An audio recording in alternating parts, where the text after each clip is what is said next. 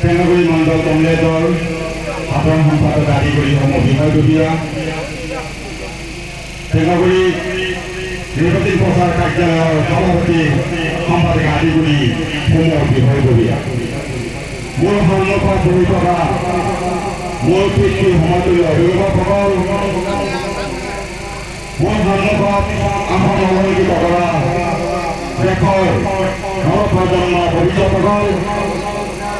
আলি মূলসকল সন্মানীয় ৰাইজ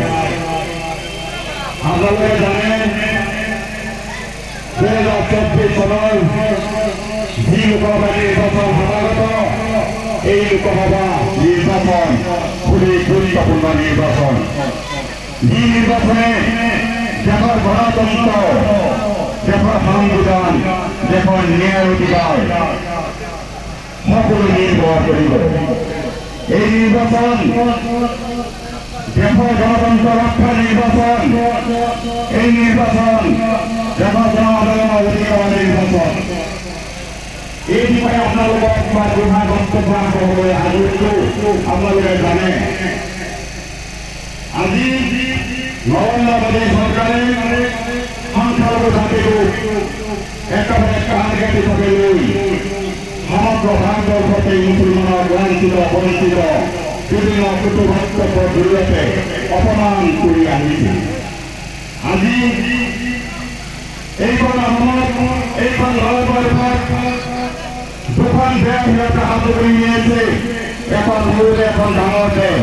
এখন হিন্দু আৰু এখন মুছলমানৰ কিন্তু এইখন দেশ ধৰ্ম নিৰপেক্ষ দেশ আজি আপোনালোকে কৈছে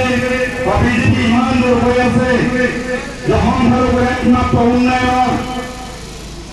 জগত বগাই লৈ যোৱা একমাত্ৰ দল বিজেপি আমি এই মঞ্চৰ পৰা সিহঁতৰ প্ৰত্যাহ্বান জনাব বিচাৰিছো আমি প্ৰশ্ন কৰিব বিচাৰিছো যদি আপোনালোকে সঁচাকৈ সংখ্যালঘু জাতিৰ ৰক্ষণৰ ফালে হয় তেতিয়াহ'লে সেইদিনা কোৱা মুখ্যমন্ত্ৰীয়ে যে চাচাম আমাৰ ভোট নালাগে ইয়াক ভোট নালাগে তেওঁ কোৱা হৈছিল বাৰে বাৰে মই মুছলমান সম্প্ৰদায়ক অপমান কৰোৱেই মুখ্যমন্ত্ৰীক তেওঁ কোৱা হৈছিল জয়ন্ত মল্লবৰুৱা হিমন্ত বিশ্ব শৰ্মা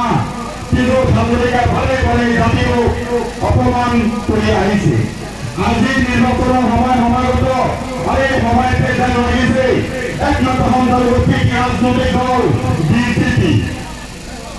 আজি আমি চেলেঞ্জ কৰি কৈছো যদি ভাৱনা আছে আমি টিভিচনৰ পাৰিব সংখ্যালঘু বৰ্তমান নালাগে ইয়াৰ মুছলমানৰ বৰ্তমান নালাগে কিন্তু আপোনালোকে জানিব আজি একতা আজি সংখ্যালঘু তথা ভাৰতবৰ্ষৰ পৰা সুৰক্ষিত দিবৰ কাৰণে ভাৰতবৰ্ষৰ ৰাইজে তথা সকলো ৰাইজে সামৰি ওলাইছে এইবাৰ বিজেপি চৰকাৰৰ বিষয়ে বিদ্যাই দিবলৈ ওলাইছে এই কথা সংগীত হৈ আজি মুছলমানে ঘৰে ঘৰে মুছলমানৰ প্ৰীতি হিচাপে এখেতসকলে আগবাঢ়ি আহিছে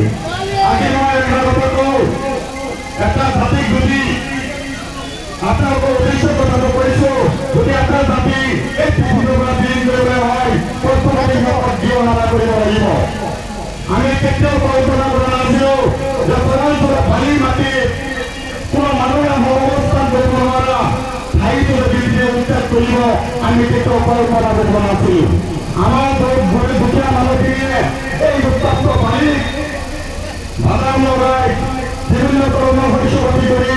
যেনে তেনে জীৱিকা নিৰ্বাহ কৰা এই দুখীয়া মানুহখিনিকো ৰেহাই দিয়া নাই বিজেপি আজি আপোনালোকে জানে যে এটা জাতিক যদি আপোনালোকে ভ্ৰমণ কৰিব লাগে তেতিয়াহ'লে প্ৰথমতে জীয়হাতা কৰিব লাগিব জীয়হাতা কৰাৰ এটা মেইন ট্ৰেইনিং আছিল বিজেপি চৰকাৰৰ আপোনালোকৰ কথা ক্লিয়াৰ কৰিছো এই সংখ্যালঘু জাতিৰ যাতে কোনোধৰণৰ ভাৰতবৰ্ষৰ মহিলাই এতিয়া হ'ব নোৱাৰে ইয়াক মুহিমৰ কৰিবৰ কাৰণে প্ৰথমতে সিহঁতৰ উচ্ছেদ কাৰ্য চলাইছে দ্বিতীয়তে সেই উচ্ছেদ কাৰ্য চলোৱাৰ পিছত ইয়াতে ভূমি আনি আনিছে বসুন্ধৰা 1 বসুন্ধৰা 2 বসুন্ধৰা 1 আৰু বসুন্ধৰা 2 কোনো ধৰণৰ সংখ্যালঘু মানুহে এটা নাম অন্তৰ্ভুক্ত কৰিব পৰা নাই কাৰোবাৰ বসুন্ধৰা আপোনালোকৰ কাৰোবাৰ নাম শুনাইছেনে যদি সংখ্যালঘুৰ ইমানেই চিন্তা কৰিছে বিজেপিয়ে তেতিয়াহ'লে কিয় বসুন্ধৰাত সংখ্যালঘু মুছলমানৰ নাম অন্তৰ্ভুক্ত কৰা নহ'ল যদি সঁচাকৈ মুছলমানৰ ফল পাইছে পিছত সামর্থ্য উচ্ছেদ করা হয়েছে।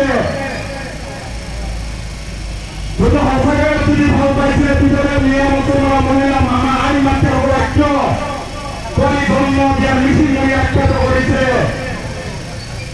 যদি সঁচাকে মুসলমান সম্মান করে আছেন কিয় মুসলমানসকলক ঘরে অপমান করে বুলিতে কৰা হৈছে।